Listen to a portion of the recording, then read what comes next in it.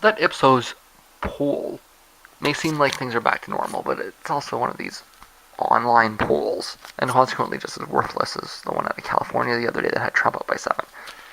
So you get a make-believe poll, in putting Trump up by 7, and then you get a make-believe poll putting Clinton up by, I think it was 5. They're both make-believe polls, right?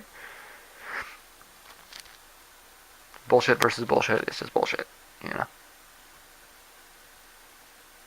Ipsos has done a lot of polling in Canada, and is consistently nowhere near the outcome. They're literally worthless as prognosticators. I wouldn't even aggregate them. I wouldn't even report on them. I may even say blacklist them from coverage. I know that people will point to cell phones as a problem with polling, and a lot of the concerns they point to were at one point valid.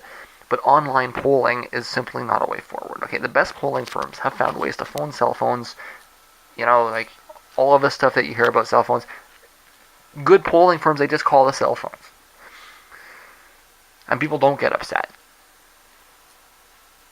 And you do need to call cell phones, right? If you're relying entirely on landlines, you're not going to get a good outcome.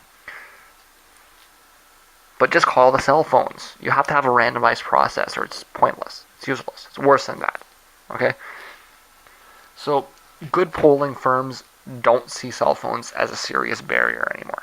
They just call them. The problem with the online polling is that there's no concept of randomness. The math underlying polling needs a random sample to make any sense. You can basically take anything with a credibility interval and toss it in the trash. The correct credibility interval for an online poll is not credible, ever, if it's close as by chance. Now, I was talking about this the other day, and I said, where I meant to say credibility interval, I said confidence interval, which is pretty...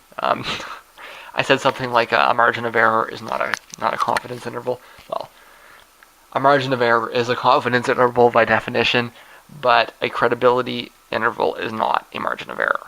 And don't be confused by that. Okay? The RCP average is consequently just a polluted mess that should be avoided.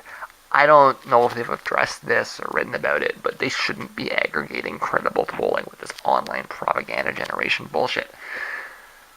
What that means is that the number of polls that you should take seriously is a lot smaller than the media is going to throw at you.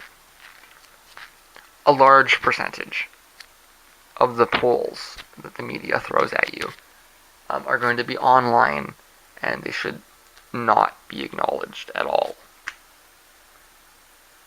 So when the media throws a poll at you, you should immediately check to see if it's telephone polling or an online panel, and respond accordingly.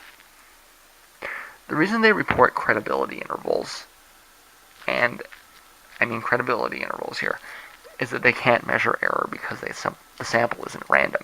It's just a PR tactic to make online polling look more scientific than it is. Okay, it's not the same thing as a margin of error. Okay, I got it right this time. A credibility interval is not a confidence interval, and so it is not a margin of error. Don't be confused by this, okay?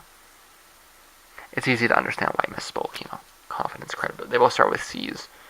It was just, I said it wrong.